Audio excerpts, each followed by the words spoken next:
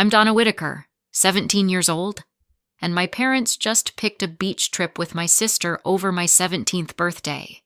I was at our Charlotte home, waiting for what I thought would be a big celebration, friends. Cake. The works. Then my phone pinged. A Facebook post from my mom popped up. A photo of her, my dad, and my sister, arms around each other. Captioned one family. My stomach dropped. I wasn't in it. They were off on some coastal getaway to cheer up my sister, whose own trip got canceled by a storm, my birthday forgotten. My fingers shook as I typed a single comment, crazy. I hit post, not expecting the chaos that followed. 15 minutes later, my phone exploded panic calls from my parents, my sister, even relatives, one after another, freaking out over what I'd done. That comment ripped the mask off their favoritism, and I wasn't backing down. What happened next turned our family upside down, and trust me, it only got crazier. If you've ever been sidelined by your family, share how you fought back in the comments, amid the ringing phones. A knock came at the door. I ignored it at first, my hands trembling as I answered another call from my Aunt Rita. She was frantic, asking why I'd posted that comment and if everything was okay, before I could respond. The knocking grew louder. I hung up and opened the door to find my grandpa standing there, his face stern under the porch light. He stepped inside without a word, his eyes scanning the room as if sensing the tension. My phone kept buzzing, but I silenced it. Grandpa asked what was going on, his voice steady but sharp. I told him about the trip, how my parents had chosen my sister over my birthday, and how that photo had pushed me to call them out publicly as I spoke. My voice cracked with anger. He listened, his expression darkening. That's when my parents called again. I put them on speaker, and the argument exploded. My dad yelled about how I'd embarrassed the family with that comment, saying it was blowing up among our relatives and neighbors in Charlotte. My mom jumped in, defending the trip as a way to help my sister through her disappointment. I fired back, accusing them of always putting her first, leaving me out like I didn't matter. Grandpa stayed silent at first, but as the call heated up, he interjected. He asked my parents why they were prioritizing one daughter over the other. My dad stammered, claiming it was just a mix-up, that they'd make it up to me later. But Grandpa pressed, asking about the money for the trip. My mom admitted they'd used funds from the cafe's account, saying it was necessary. That's when it hit me. Grandpa's face hardened, and he revealed he'd been sending money every month to keep their cafe afloat. I stared at him, piecing it together. The cafe near downtown Charlotte, the one they ran with its steady stream of office workers that was all thanks to him. My parents went quiet on the line. Grandpa explained he'd been covering costs because they'd struggled with bills, but he'd never known they were using it to favor my sister. I felt a surge of realization. This wasn't just emotional neglect. It was financial too. Grandpa was the real backbone, and I had the key to pulling it away. My sister texted during the call, demanding I delete the comment, saying it was ruining her mood even more.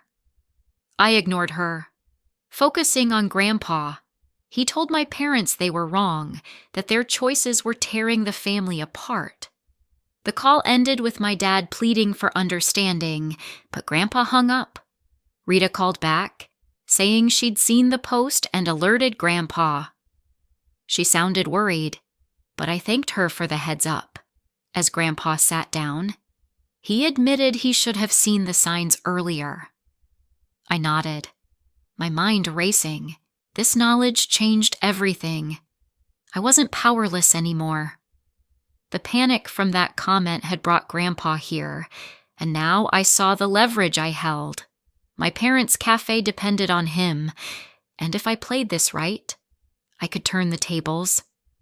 Grandpa suggested I stay with him for the night, but I knew this was just the beginning.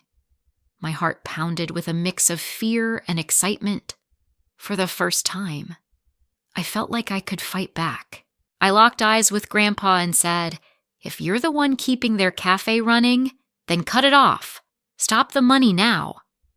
My voice was firm, no longer shaking from the earlier chaos. Grandpa raised an eyebrow, but I pushed on, explaining how they'd used his support to fund that trip, sidelining me without a thought. My parents' voices crackled through the speaker again, my dad protesting that I'd embarrassed the family with that comment, saying it was blowing up among our relatives and neighbors in Charlotte. My mom jumped in, defending the trip as a way to help my sister through her disappointment. I fired back, accusing them of always putting her first, leaving me out like I didn't matter. Grandpa stayed silent at first, but as the call heated up, he interjected. He asked my parents why they were prioritizing one daughter over the other, my dad stammered, claiming it was just a mix-up, that they'd make it up to me later. But Grandpa pressed, asking about the money for the trip. My mom admitted they'd used funds from the cafe's account, saying it was necessary. That's when it hit me. Grandpa's face hardened, and he revealed he'd been sending money every month to keep their cafe afloat. I stared at him, piecing it together. The cafe near downtown Charlotte, the one they ran with its steady stream of office workers that was all thanks to him. My parents went quiet on the line. Grandpa explained he'd been covering costs because they'd struggled with bills, but he'd never known they were using it to favor my sister. My dad begged him to reconsider, saying the cafe near Charlotte's financial district relied on office crowds, and without his help, bills would pile up fast. I stood my ground, insisting this was the only way they'd learn. My sister texted during the call, demanding I delete the comment, saying it was ruining her mood even more. I ignored her, focusing on Grandpa. He told my parents they were wrong, that their choices were tearing the family apart. The call ended with my dad pleading for understanding, but Grandpa hung up. My sister called then, her voice shrill, accusing me of manipulating Grandpa to punish her for one trip. I laughed bitterly, reminding her how she'd always gotten the perks while I got scraps. She screamed back, saying I was jealous and that the family needed unity, not division. Grandpa shut her down, telling her to face reality. Their priorities were skewed, and he wouldn't enable it anymore. I watched as my parents' pleas turned desperate, my mom promising to make changes if he kept the support flowing, but I knew their words were empty, just like their apologies had been in the past. This moment taught me to strategize, to use facts over emotions. Grandpa hung up the call, turning to me with a mix of pride and regret. He said he'd call his bank first thing in the morning to stop the transfers. My sister sent one last message, warning that I'd regret this when the cafe failed and they struggled. I deleted it without replying. As Grandpa suggested I pack a bag to stay with him, I felt lighter, like I'd claimed control for the first time. Rita texted me support, saying she'd back whatever I decided. My parents tried calling back, but I let it go to voicemail. The power shift was real. I'd turned their secret crutch into my leverage. Grandpa drove me to his place that night, the city lights blurring as I processed the turnaround. For once, I wasn't the one begging for fairness. I was enforcing it. The drive to Grandpa's house felt like a turning point. I sat across from my parents in their living room the next afternoon, Faye glaring from the couch. I'd insisted on this meeting. No phones, just face to face, my voice steady. I laid it bare. You never wanted me. You planned to give me up before I was even born. Their faces froze, my mom's eyes widening in shock. I kept going, revealing what Grandpa had told me after we left, that they'd tried to end the pregnancy, only stopped by my maternal grandparents' insistence. I turned to my mom, my words sharp. "You blamed me for their car accident, said I brought bad luck while you were carrying me." Faye scoffed, calling it nonsense. But my mom's silence screamed guilt. My dad tried to interrupt, saying it was complicated, that they'd been through too much. I didn't let him off. "Complicated. You let that resentment shape how you treated me my whole life." I recounted how my mom's breakdown after the accident, her weeks in a facility, had twisted into a story where I was the curse. Rita, my aunt, had called me that morning, filling in gaps from her own memories she'd overheard my mom's rants back then, blaming an unborn me for their loss. I threw that in their faces, watching Faye's smirk fade as the truth landed. My dad stammered, claiming they'd moved past it, that they loved me now. I laughed, cold and deliberate, asking why love always meant putting Faye first. My mom started crying, saying I was tearing the family apart. I stood firm, pointing out they'd done that themselves by hiding this for years. Faye jumped up, yelling that I was making it up to hurt them, to justify my stunt on Facebook. I held her gaze, saying, "You wanted one family, then face the real one." Rita texted during the confrontation, urging me to keep pushing, to make them own their choices. My parents' defenses crumbled. My dad admitted they'd struggled after the accident. My mom whispered she hadn't meant to hold it against me, but their words felt like ashes, too late to mean anything. I wasn't just exposing their secret. I was dismantling the lies they'd built around me.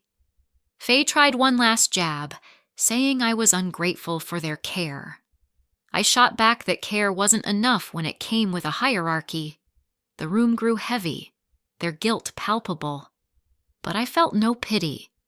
This was psychological warfare, not a plea for forgiveness. I walked out, leaving them to stew in their own mess. Rita called as I reached Grandpa's car, saying she'd spread word to a few cousins about what I'd uncovered. My parents sent a text, begging me to stop, to talk it out privately. I ignored it, my resolve like steel. For years, I'd swallowed their neglect. Now they'd choke on the truth. The weight of that confrontation lingered as I stepped into a new week. I sat at Grandpa's kitchen table, scrolling through messages from cousins who'd heard about the family meeting. Rita called, her voice firm, urging me to share my side with our extended family and Charlotte neighbors. I started texting a few trusted relatives, recounting how my parents had sidelined me for years, culminating in that beach trip snub. I didn't name names outright, but let the truth slip through carefully worded stories. By midweek, whispers had spread. Our tight-knit Charlotte community was buzzing. Regulars at my parents' cafe, office workers from the financial district, began pulling back, their visits dwindling as gossip about favoritism hit local group chats. I'd sparked a quiet campaign, not with lies, but with raw honesty about my exclusion. The cafe's online reviews took a hit, with vague comments about family issues surfacing. I felt a strange calm. Knowing I was steering this fallout, Faye caught wind of it and confronted me outside my high school one afternoon. She waited by the parking lot, her face twisted with fury, accusing me of tanking our family's name to spite her. Her voice rose, calling me petty for dragging our private matters into public view. I stood my ground, saying she'd never cared about my feelings, so why should I protect hers? The argument grew heated. She claimed I was jealous, that I'd always wanted her spotlight, I countered, pointing out how she'd thrived on their bias while I scraped by. "Sheldon, my boyfriend, appeared from football practice, stepping between us as Faye's words turned venomous. He didn't say much, just stood tall, his presence enough to make her back off. She stormed away, muttering threats about fixing this herself. I felt unshaken, my focus sharper than ever. Rita called that evening, praising my approach but warning me to stay smart. Not emotional. She'd spoken to more family members, sharing how my parents had dismissed me, and some had stopped visiting the cafe altogether. I leaned into her advice, contacting a few neighbors I trusted, dropping hints about my parents' choices without outright slander. The community's response was swift. People I barely knew sent messages of support, some even unfollowing my parents' cafe page on social media. The cafe's foot traffic dropped further, with suppliers calling my dad about late payments. I wasn't just reacting anymore, I was orchestrating a social exile, piece by piece. My parents texted, demanding I stop spreading rumors. But I replied with a single line, "It's not rumors if it's true." Faye sent a long message, begging me to back off, saying the cafe's struggles were stressing her out, costing her shifts at her part-time job. I didn't respond. Grandpa noticed the shift, asking if I was okay with how far this was going. I told him I wasn't out for destruction, just accountability. He nodded, saying he'd stand by me no matter what. Sheldon checked in too, offering to walk me home daily in case Faye showed up again. I felt in control, like I'd finally turned their neglect into a weapon. The community's whispers grew louder, and I kept fueling them, not with malice, but with the truth they couldn't deny. My parents' reputation was unraveling, and I was the one pulling the threads. The fallout from my campaign was undeniable. My parents called a family meeting at their Charlotte home, their voices shaky through the phone as they begged me to come over. I agreed, but only on my terms. When I arrived, the cafe's empty tables outside spoke louder than their words. Irving sat at the head, his face drawn, while Pauline fidgeted, avoiding my gaze. Faye slumped in a chair, her usual confidence gone. They started with pleas, my dad saying the cafe was on the brink, suppliers cutting them off after missed payments. My mom added that neighbors were avoiding them, their social circle shrinking because of my stories. Faye chimed in, her tone softer than before, asking me to stop the whispers for the family's sake. I leaned back, calm but unyielding, and laid out my conditions. Faye, you post a public apology on Facebook for always taking priority. Mom, Dad, you admit in front of our community that you favored her over me for years. Do that, and I'll consider talking. Their jaws dropped, silence swallowing the room. Faye shook her head, muttering that I was cruel, that a public post would humiliate her. My dad argued it was unfair to air private matters, that they could fix this quietly. My mom's eyes welled up, claiming they'd already suffered enough. I didn't budge. Their pride was too big to swallow. They chose ego over redemption. I stood up, saying, "You had your chance. I'm done." Faye lunged forward, her voice cracking as she begged me to reconsider, saying her part-time job was gone because of the stress. I ignored her, pulling out my phone and blocking their numbers one by one. My dad shouted after me, accusing me of destroying their lives. I walked out, the door slamming behind me, feeling a cold satisfaction. Rita texted as I left, saying she'd cut contact with my mom for good after hearing their refusal. The cafe's fate was sealed. Bank notices had started arriving, demanding repayment for loans they couldn't cover without Grandpa's support. Faye's job loss was just the start. She was scrambling to find work. Her resume weakened Charlotte's tight job market. The community's whispers had turned into a roar, with local groups shunning my parents entirely. I didn't feel guilt, only resolve. They'd built a world where I was invisible, and now they faced the consequences of their choices. I wasn't just cutting ties. I was closing a chapter with no regrets. The dust settled on their crumbling world. I moved into Grandpa's house, a quiet haven outside Charlotte, and threw myself into my final high school semester. A letter arrived weeks later, confirming a full-ride scholarship to a university just 20 miles away, earned through my grades, and a gritty essay about overcoming family neglect. I felt a spark of pride, not for their approval, but for my own strength. Sheldon, my boyfriend, was there every step, meeting me after classes to plan our future. His steady presence grounding me. Grandpa became my rock, sharing stories of his business days over coffee, encouraging me to carve my own path. I started college prep, signing up for dorms and mapping out courses. My days filled with purpose. Meanwhile, my parents' cafe shut its doors for good. A bank auctioned off the equipment to cover unpaid loans. A harsh reality of Charlotte's cutthroat business scene. Word spread through local forums, neighbors posted about the closure. Some mentioning my parents' favoritism as the root cause. They'd moved to a cramped apartment on the city's edge, their social standing gone, shunned by the community that once welcomed them. Faye struggled too. Her part-time job long gone after the cafe's collapse drained her focus. She'd moved out, renting a tiny studio with what little savings she had.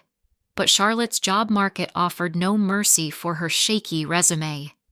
I heard through Rita, my aunt, that Faye was barely scraping by, applying for low-wage gigs with no luck. Rita had fully distanced herself from my mom, her texts to me filled with support, calling my stand a wake-up call for the family. I didn't feel a shred of regret. My parents and Faye had chosen their path, prioritizing pride over accountability, and now they faced the fallout. I wasn't the villain they'd written their own ending. Sitting in my new dorm, I reflected on what I'd learned. Their choices had consequences, and I'd found my worth outside their shadow. True family wasn't blood. It was the people who valued me, Grandpa, Sheldon, Rita. I'd won, not by tearing them down, but by building myself up, stronger than they ever imagined.